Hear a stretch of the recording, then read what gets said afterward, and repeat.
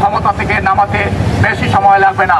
আমরা হাসিনার প্রেতাত্মারা যারা আমাদের ছাত্র ভাইদের হত্যা করেছে এদের বিচার ছাড়া, হাসিনার বিচার ছাড়া আমরা ঘরে ফিরে যাব না।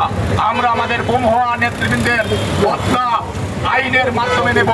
আপনি যদি কাউকে বাঁচাতে চান তাহলে আপনার একই পরিণতি হবে। এখনই আমরা সুশৃঙ্খল ভাবে আমরা আমাদের মিছিল শুরু করব। আপনাদের কাছে আমাদের একটা অনুরোধ, চিন্তাবাজার পয়েন্ট ঘুরে আমরা এখানে এসে আবার আমাদের মিছিল শেষ করবো। কেউ দয়া করে মোটরসাইকেল নিয়ে যাবেন না। আপনারা মনে রাখবেন, আপনাদেরকে আমরা শুরু থেকেই বলছি যে বিজয়টাকে প্রশ্নবিদ্ধ করতে, বিজয়টাকে ছিনিয়ে নেওয়ার জন্য ষড়যন্ত্র চলছে।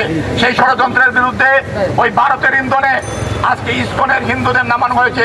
আমরা চ্যালেঞ্জ করে বলতে পারি, শেখ হাসিনার পতনের পরে সিলেটের কোথাও, বাংলাদেশের কোথাও মন্দির ভাঙ্গা হয় নাই, করা হয় না। এখানে আমাদের হিন্দু অনেক ভাইয়েরা রয়েছে, মুসলমানরা মিলে, আমাদের নেতাকর্মীরা মিলে মন্দির পাহারা দিচ্ছে।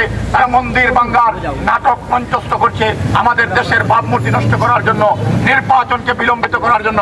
আমরা অবিলম্বে দেশনেত্রী বেগম খালেদা জিয়া এবং তারেক রহমানের নেতৃত্বে গণতান্ত্রিক বাংলাদেশ বিনির্মাণের জন্য তত্ত্বাবধায়ক সরকারকে স্বল্প সময়ের মধ্যে জাতীয় সংসদ নির্বাচন করার পরিবেশের আহ্বান জানাচ্ছি।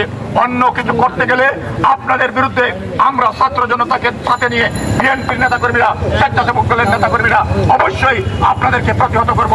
আমরা অবিলম্বে ব্রিগেডিয়ার শাখাওয়াতকে তার বক্তব্য প্রত্যাহার করে জাতির কাছে নিঃশর্ত ক্ষমা চাওয়ার দাবি জানাচ্ছি এবং তার পদত্যাগ দাবি। এখনই আমাদের মিছিল শুরু হবে, মিছিল শুরু হবে চিন্তাবাজার হয়ে ঘুরে আমরা এখানে শেষ করবো। সামনে সিনিয়ররা থাকবে, দয়া করে ধাক্কাধাক্কি করবেন না। সেখানে একটু শৃঙ্খল হবে সকালে স্লোগান ধরবেন এবং মোটরসাইকেল গুলো জায়গা থাকবে। আমরা এখানে শেষ করবো। ধন্যবাদ।